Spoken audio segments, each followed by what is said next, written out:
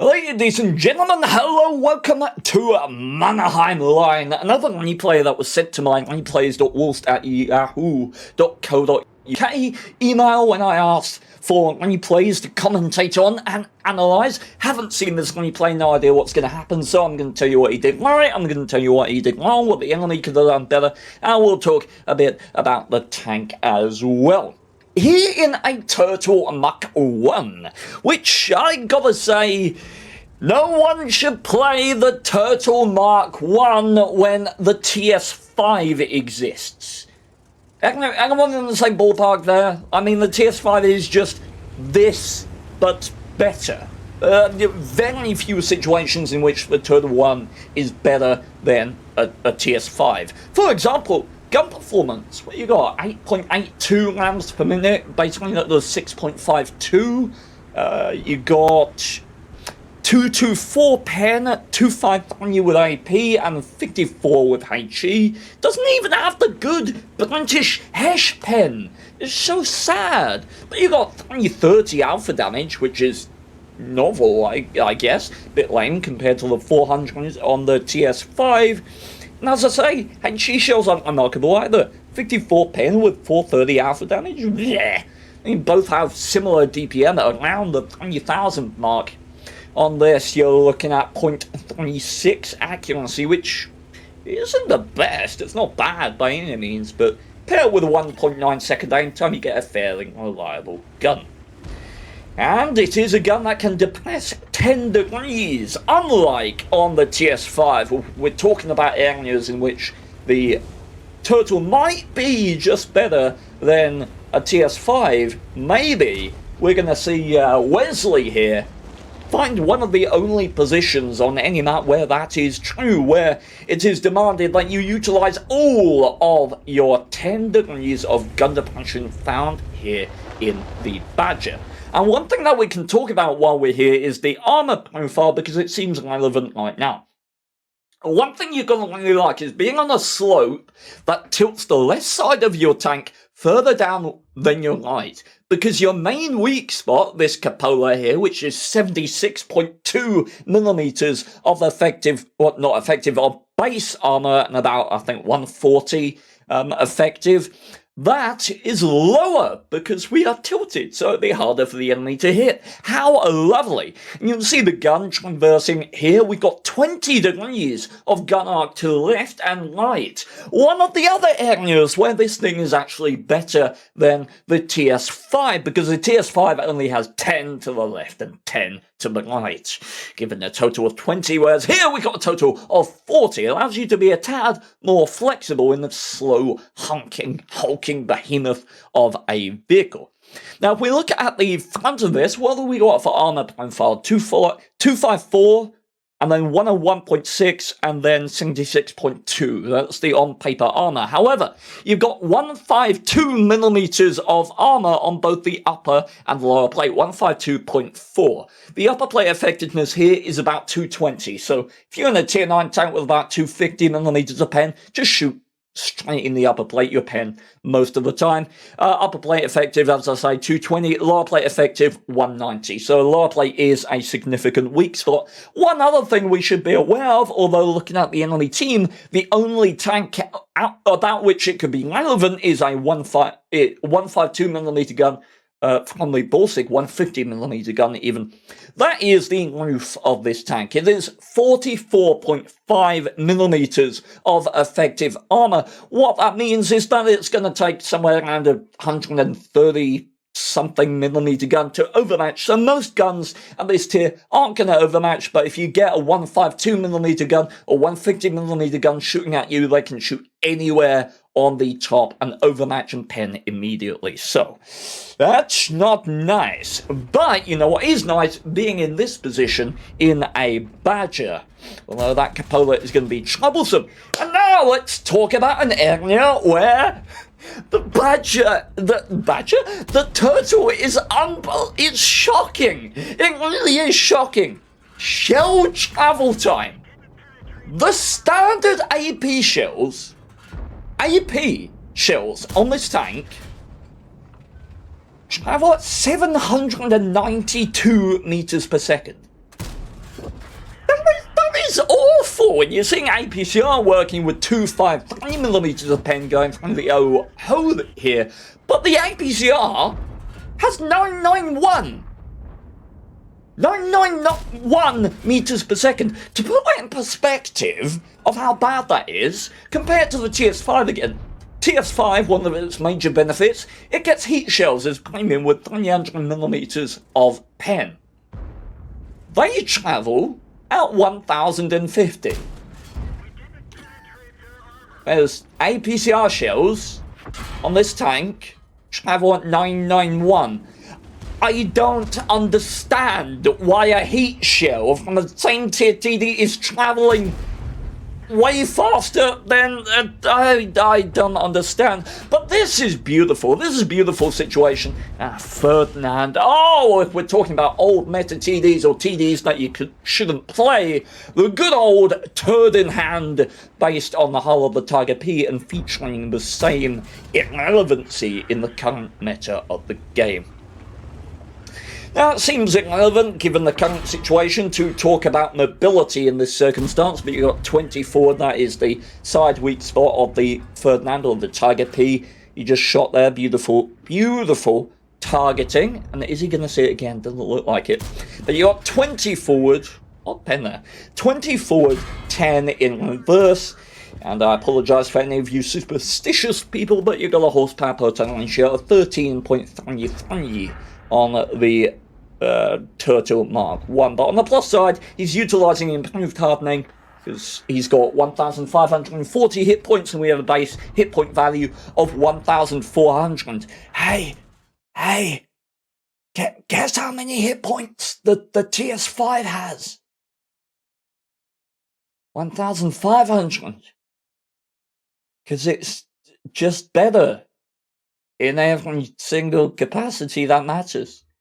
Yay! Anyway, alright.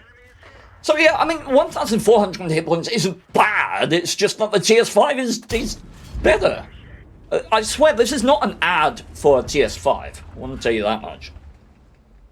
And I do wonder if the enemy are going to employ any subtlety whatsoever to the attack here.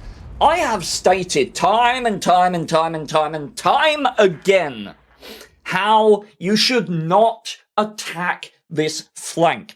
This entire flank is one of the worst places that you can go if you intend to progress from it, right? If you go down here, fight, get what you can, do your damage, and then fall back, that in my mind is fine. But you see, when you win this flank, not only does attacking from here get you pounded by Arty, if there is Arty in the game, but look at this open area. Even the worst enemy team in the world is going to accidentally set up a multi-level engagement with tanks back here, behind these marks, here, down here, down here. That's multi-level. What do you do against a multi-level engagement when you don't attack linearly into it? And this happens in exactly the same manner on the other side. You got one tank here, one tank here, one tank here, one tank at the back here, Arty here as well, and you're trying to push up into it in a linear fashion. It doesn't work, right? So do not attack from this flank, and I only imagine that the enemy are going to give us a fantastic example of why you should not do that. And VK100 1P, Wesley has run out of premium shells here, so down to 224mm of pen with AP, and the .36 accuracy, not doing well enough there. Is he going to get the pen on the booby of the Oni? No, he's not. There's another area where the TS5 would have no problems whatsoever. Only decent base pen, I think like 254, somewhere around there, 248. I believe. So, yes. In any case, what analysis can we have it? I mean, look, if you, and I want this to be clear, if you are pushing into a flank and you give a Turtle Mark 1 4,000 of your hit points, I'm going to stand back from the microphone to inform you of this. You're doing it wrong! Look, there are certain tanks in the game that just shouldn't have big damage games because they are inherently inflexible and inherently thus outplayable. Right? This thing has got mediocre horsepower per ton. It's got a 23 base transverse. There are so many ways in which you can engage and fight a turtle other than by doing it in its perfect scenario. And, oh, well, that was interesting. Good old Rhymer Turtle Borsig there, bouncing a 750 150mm alpha gun off of this tank. What pen does that thing have? Like 232? Something like that with AP? What's interesting is that had that connected onto the roof of this tank, it would have been an instant pen. Actually, I think it's 215. 215 on this Borsig, which is funny considering when it loads heat it has like 340 or something ridiculous. So huge pen jump if that guy loads heat. Frankly, if that guy loads heat, he can pen this guy almost anywhere. So dangerous adversary and no mistake. And what on earth? Oh, well that's a smexy little maneuver, isn't it? What do you do in this situation?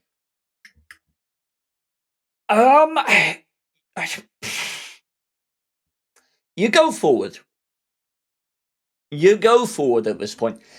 The reason why I'm hesitating is because reversing up forces him to either come and get your flank, right, in front of these guys, in which case he dies, or reverse back here in front of your gun, in which case he can shoot him. That is appealing, but reversing up in this situation offers much the same dangers to you that he would face from your team, right? You've got fire coming in from here, Renegade poking for a shot, Borsig, potentially a back chat as well. So in this situation, I'd plow forward, try and get my back to water, and do a turn on the spot, right? Now at this point, I should be able to take 2 shells before I go 2 shells and then be on a 1 shot. So at this point, I'd drive towards the water, maybe drive towards this wreck to make it harder, even harder for him to get behind me, but we shall see what Wesley decides to do. And that's an area where the TS5 wouldn't be able to make that shot,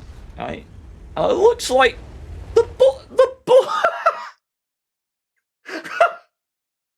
oh no. The Borsig just shot his own IS-6 in the sight. How are you that bad? All you had to do was like wait for half a second and you had a clean shot. Oh my word. That's atrocious gameplay. Okay, now you want to get off of the high ground, right? Come on, get your back to a wall. Stop being flanked. Okay. Well, that works. Spinning on the top like a spot. But I'd say it was lucky that you survived that situation. Very lucky and based on the enemy team's poor play. Right? 1 pen from that Borsig would have taken you out there. So I'd say poor decision making. Got lucky to still be in the game. 215mm of pen from that Borsig once again, bouncing. And at this point, patience, I'd say. I wouldn't be poking here, inviting that Borsig to take a shot into your side. Yeah, at this point, you are inflexible enough that you've got to demand patience of yourself at this moment. Because you are now a 1 shot for everything that you might engage. Right?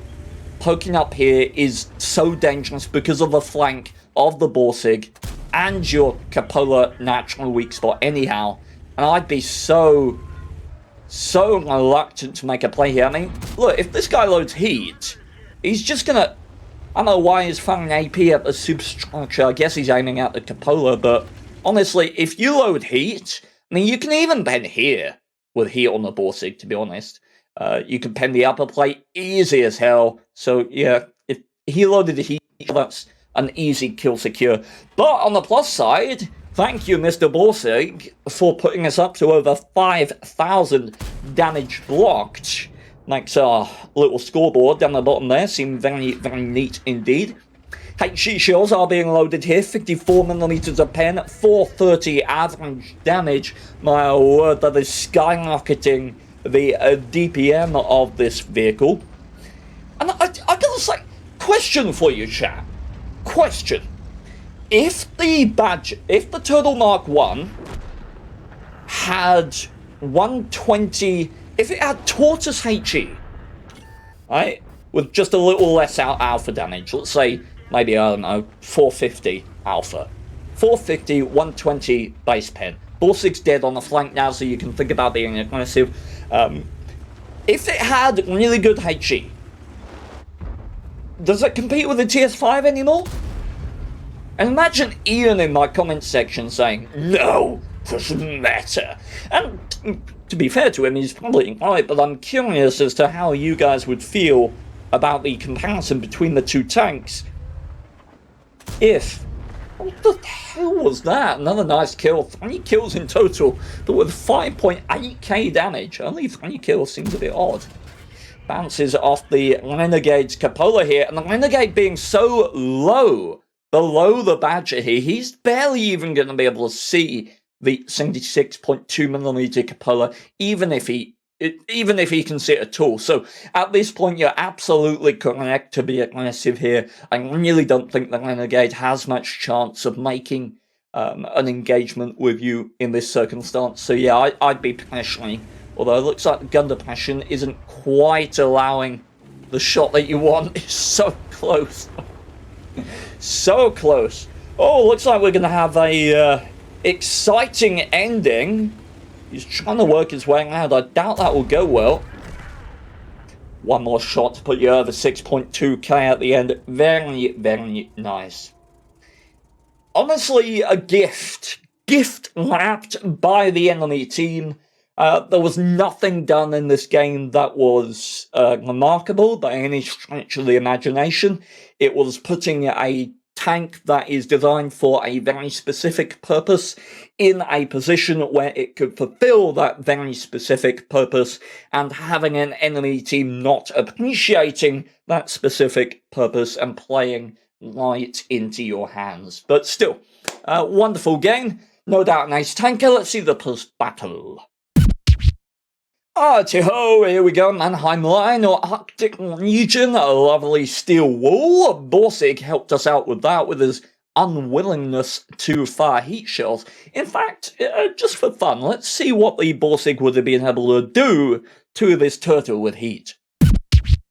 Okay, so this is what the Borsig would have been seeing with his AP shells loaded on that 152mm gun, or 150mm gun. Obviously, lower plate is easy pickings. We've got possibility of penning here, but low chance, and of course that massive overmatch region if he would be able to connect with it.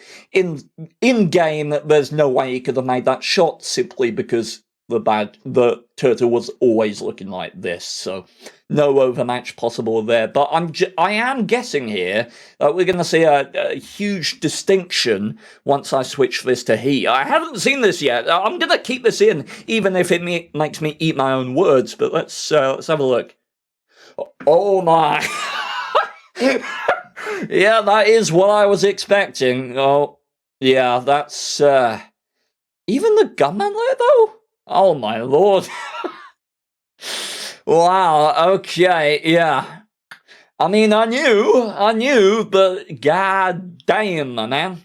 324mm of pen you get on that Borsig. God, it's a fun time and no mistake. Okay, let's look at the epic carry into the end game. Top Gun, Steel Wall, and 6.2k damage. How lovely. 1,794 base XP. That is an exceptional base XP score, make no mistake.